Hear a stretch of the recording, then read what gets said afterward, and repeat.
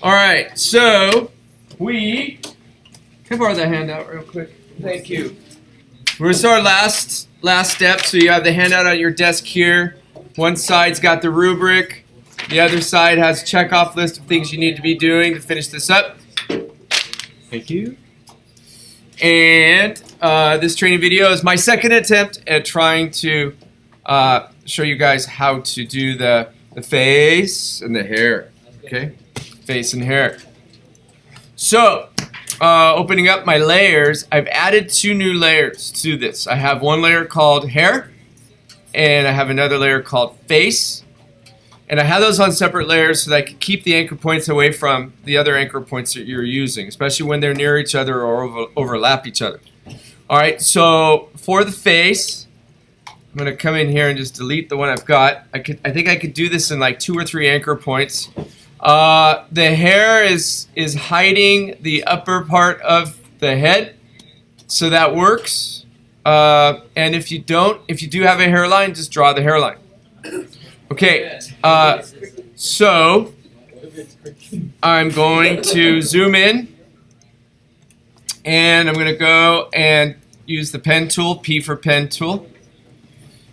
And I like to go clockwise and start kind of near the top left side. So I'm going to come right up here, just to the left of his eye, click, drag up. Come over to this side, click and drag down. And I just want to make sure that the curve is above the hairline. And I'm going to come down here to the chin, drag out a little, and then finish this up. Finish it up. Now I'm going to use the direct select to make some adjustments to the handles, to the curve handles. Okay, I'm just going to get close. It's okay if I'm off by just a little bit. You can even move the anchor points a little if you need to with this tool. This is a very useful tool for the pen tool.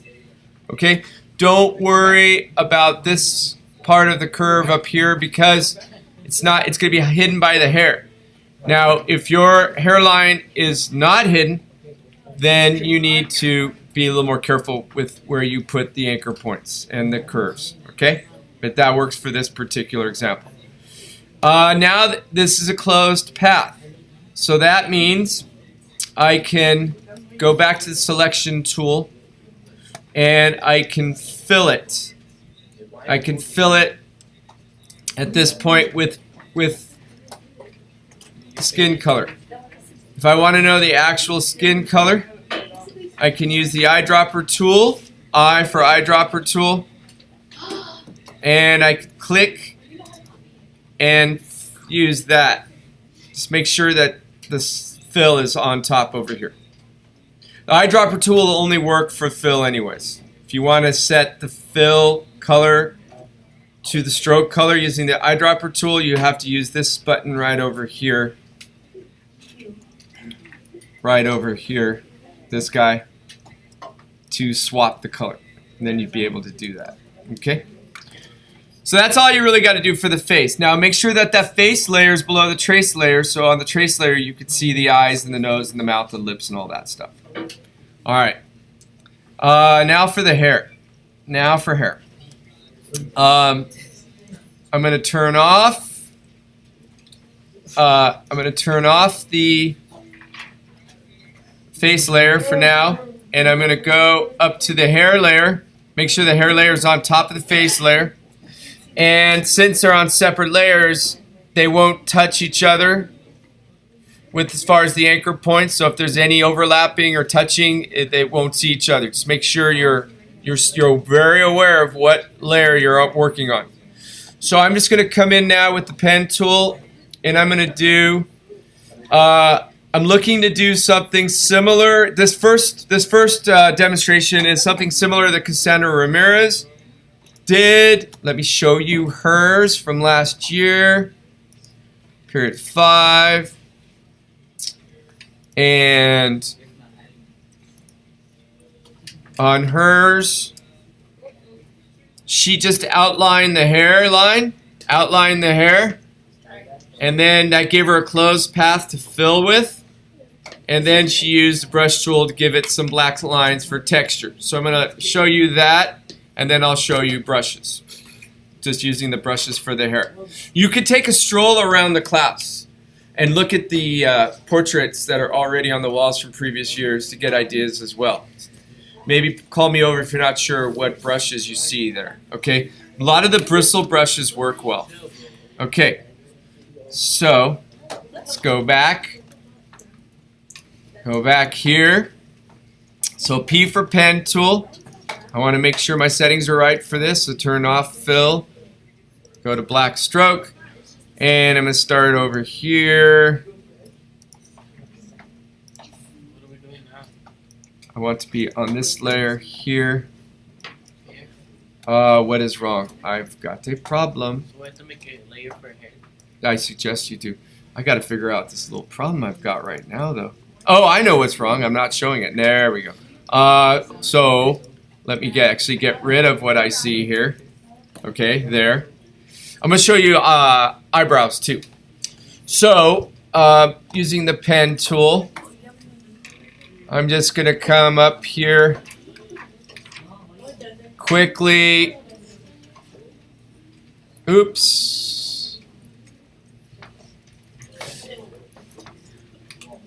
Whoa, whoa, whoa. Okay, there we go. Quickly come through here. Option key to swing around.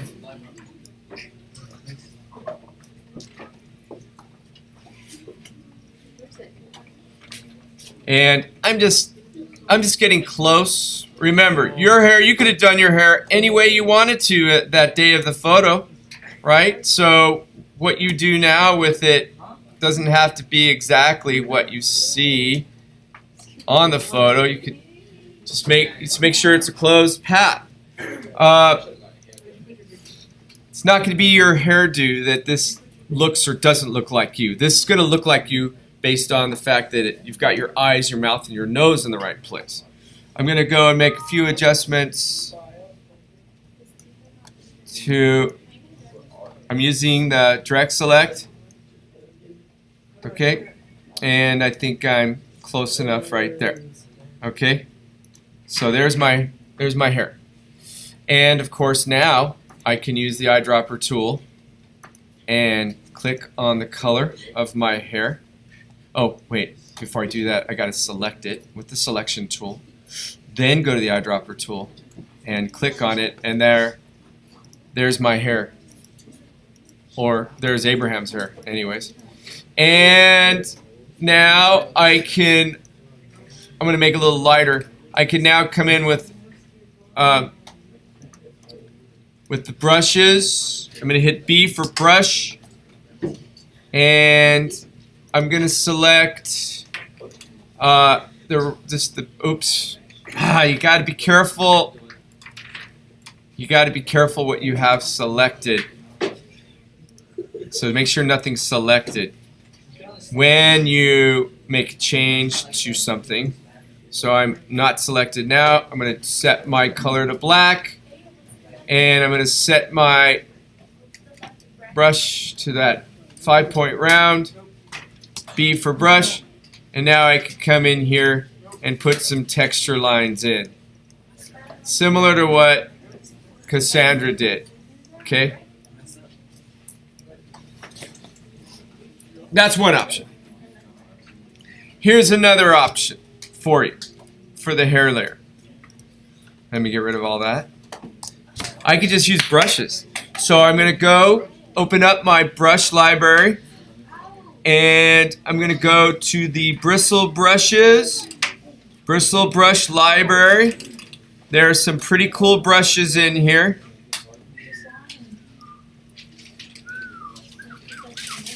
And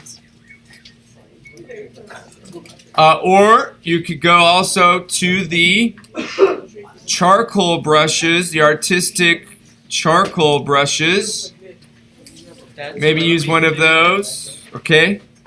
And B for brush. And now you can just kind of I need something a little bit bigger than that. Let's try this one. Now, if you're using the brushes, don't use your mouse.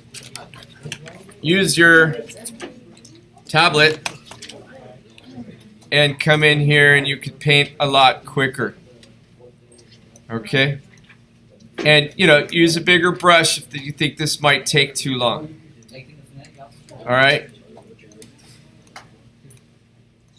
Again, I'm just trying to demonstrate this for you guys so you could see different techniques. Alright, back to my layers. You can see how that's going to work out. Again, walk around the room and take a look and see what people have done. I've seen scroll brushes used, these charcoal brushes, the bristle brushes. Find something that works. What? Eyebrows, yes. This is the last thing I want to show you are the eyebrows. So let me zoom in. And now, specifically on the eyebrows, this was what I think works the best. And that is go up here and grab this 5-point round brush, right? Hit B for brush. B for brush. You can see that's pretty thick line. So then what you want to do is use that left bracket key on the keyboard right next to the P. It's the key that looks like that, okay? Next to the P, just to the right of the P. All right? Use that key to make your brush as small as it'll go, so hit it like 5 or 6 times. That's still too big. So now go up here. Go up to the stroke size right up here, okay? And click the 0.25. And now that's the smallest line you could get in Illustrator for this project. And now you could just start drawing in the actual individual hairs of your eyebrows. This works really good for eyebrows. Mine doesn't go that small. It will. You just follow that technique I just gave you. You have to hit the bracket 9 times. 9 times for the bracket, and then you got to drop it down to 0.25 for the stroke weight. All right? And that will give you pretty good. That will give you a pretty good eyebrow. Okay? Pretty good eyebrow. All right. So, when you're done, look for a training video that's going to show you the steps to complete this with. Okay? So there's one more training video to watch, and that's when you're 100% done in Illustrator and you're ready to print and save it and get it on WebStarts, or export it and get it on WebStarts and print. All right?